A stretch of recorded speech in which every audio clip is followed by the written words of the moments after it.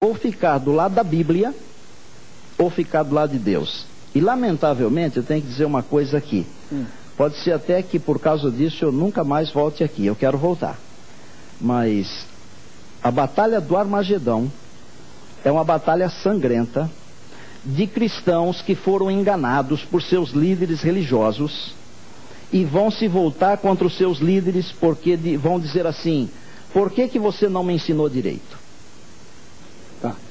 Então a pedra de toque da manifestação do anticristo é um decreto que obriga as pessoas a guardarem um outro dia que não o sábado, é isso? Isso está claríssimo em Apocalipse 13, onde a primeira besta, que segundo a própria Bíblia católica, e quem quiser pesquisar em casa, pode pegar a Bíblia de Jerusalém, que é uma Bíblia católica, e no rodapé de Apocalipse 13, a explicação, o texto diz assim: esta besta que surge do mar, e eles colocam entre parênteses o mar Mediterrâneo, é Roma.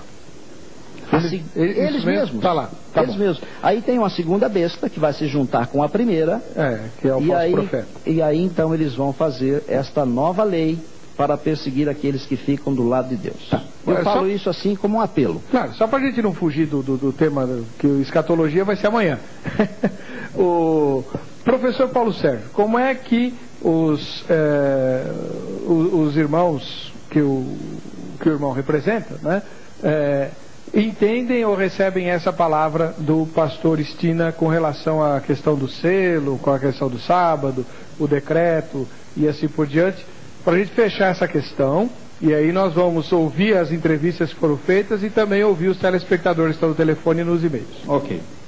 Primeiro nós ouvimos a explicação do pastor sobre a questão de Abraão, né, sobre a questão do Éden, enfim. Mas não foi dado nenhum texto bíblico. Né? Então nós temos que tomar muito cuidado para não fazermos uma teologia em cima do argumento do silêncio. Olha, mas você não acha que Abraão... Olha, você não pensa que fulano poderia, Jacó, Isaac. Então nós devemos tomar muito cuidado, porque ou nós cremos na Bíblia como palavra de Deus, ou nós vamos estar aqui conjecturando em cima de várias questões que a Bíblia não é clara e não mostra textos. Agora, a Bíblia, como o irmão falou, aonde vê o sábado nisso, nessa explicação de Apocalipse? Aonde se enxerga o sábado nisso? Não, porque você não encontra. É uma questão meramente interpretativa, né? A Bíblia diz que o selo de Deus para aqueles que pertencem a Deus está em Efésios 1, 13 e 14. É o Espírito Santo, selados com o Santo Espírito da promessa. Esse é o selo de Deus. Agora, pegar o texto de Apocalipse e dizer, olha, lá fala do selo de Deus, aqueles que possuem o selo de Deus e guardam o mandamento, mas o texto diz ali qual é o selo. O texto fala que selo é esse. Então é uma mera questão interpretativa. Outra coisa que eu gostaria de falar, eu tenho os textos aqui para você. Eu gostaria de falar sobre o texto de Mateus 12. Porque muitas pessoas dizem assim, olha, mas por que somente o quarto mandamento? Por que somente a guarda do sábado? Né? Mas é porque é uma tentativa satânica de derrubar este dia, porque é um dia relacionado à santificação do nome de Deus, enfim. Agora em Mateus capítulo 12, verso 5, Jesus diz assim: ou não lestes na lei que aos sábados os sacerdotes no templo violam o sábado e ficam sem culpa? Pois eu vos digo, aqui está quem é maior do que o templo.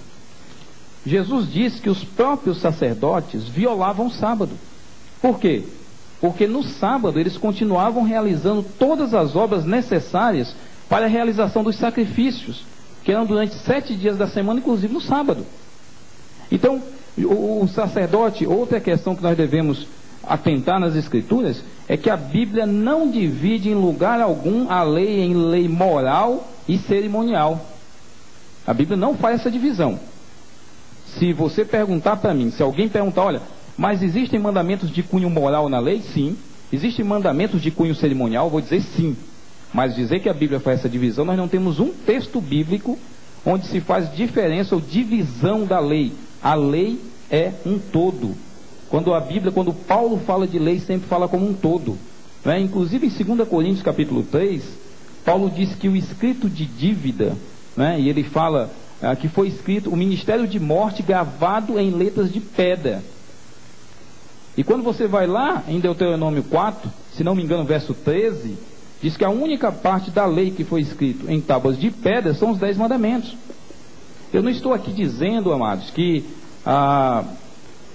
não há sinceridade, como disse o pastor, em muitas pessoas religiosas, mas nós devemos tomar muito cuidado e não acreditarmos em teorias baseadas em silêncio.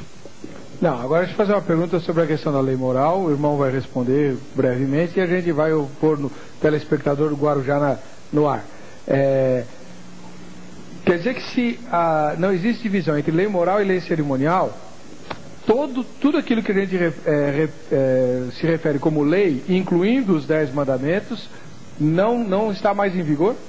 Não, essa não é a questão. Por exemplo, deixa eu só explicar. Deixa eu só explicar. Não fuja, professor. Por exemplo, em Mateus capítulo 12, verso 5, foi o texto que eu li. Jesus disse que os sacerdotes violavam o sábado e ficavam impunes. Agora, em qual outra circunstância, a Deus, os sacerdotes poderiam violar uma lei dos 10 mandamentos e continuar impune? Adulterar? Roubar? Nunca. Matar? Nunca. Mas o sábado eles violavam e continuavam sem culpa. A Bíblia diz, profanaram. Eles profanavam e ficavam sem culpa.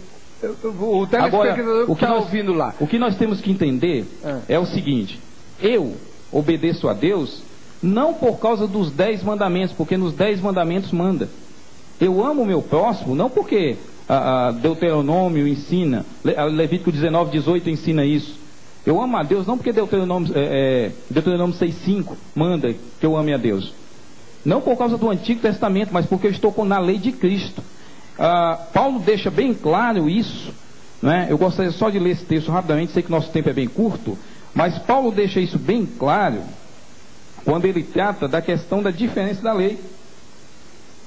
E ele diz que nós fomos libertos, né? Jesus nos livrou, deixa-me só encontrar o texto, da maldição, porque a lei do Espírito da vida em Cristo Jesus te livrou da lei, do pecado e da morte. Então o Novo Testamento não fala só de uma lei, a lei do Decálogo, a lei do Antigo Testamento, e eu como cristão devo obedecer esses mandamentos porque está lá no Decálogo, está lá no Antigo Testamento. Não, inclusive nós encontramos todos os 9 mandamentos dos 10 repetidos no Novo Testamento, mas você não encontra, né? E aí é uma questão interpretativa. E Jesus, ele guardava o sábado, Jesus tinha que ordenar a guarda do sábado, ele tinha que obedecer tudo isso, porque como diz a Bíblia lá em Gálatas, Jesus nasceu na plenitude dos tempos, nasceu de mulher, debaixo da lei, para resgatar os que estavam debaixo da lei. Então Jesus tinha que cumprir todos esses mandamentos, porque a lei, ela é encravada na cruz, não no nascimento de Jesus, e sim na sua morte. Tá, professor, não, Heber, aqui é o seguinte, só porque ele deu uma informação que não é correta. Qual delas? É a informação de que não existe sábado no Novo Testamento, então precisamos ler o que está escrito. Eu não falei que não existe sábado no Novo Testamento.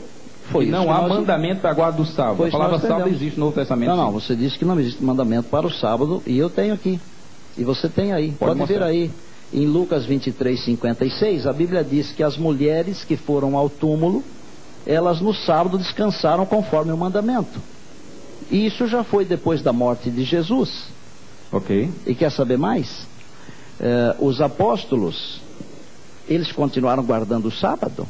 E Jesus apareceu para eles uma porção de vezes. E frequentaram também o templo. Sim. Após a morte de Jesus. Paulo, que foi um indivíduo que se converteu depois da ressurreição de Jesus, porque Jesus apareceu para ele na estrada de Damasco, ele ia pregar aos sábados. E, por exemplo, em Tessalônica... Na sinagoga, né, pastor? Não, mas ele pregava para judeus e gentios. Não, ele pregava aos sábados, ele pregava na sinagoga e ele se reunia no primeiro domingo da semana, no primeiro dia da semana. Está escrito em Atos, olha, não vai negar em Atos capítulo 20. Veja o seguinte, Atos 18 diz que ele se reuniu durante 1 ano e meio, 78 sábados seguidos, pregando para judeus, pregando para gentios, pregando para gregos. Agora, existe a palavra domingo no Novo Testamento? Não existe. Existe a expressão primeiro dia. Agora, você que é estudioso sabe disso. São 8 vezes em que aparece a expressão primeiro dia no Novo Testamento. Nenhuma delas, se me mostrar uma aqui, eu vou para casa agora. Nenhuma delas o quê? Nenhuma delas diz que é para guardar o domingo porque Jesus ressuscitou no domingo. Nenhuma delas.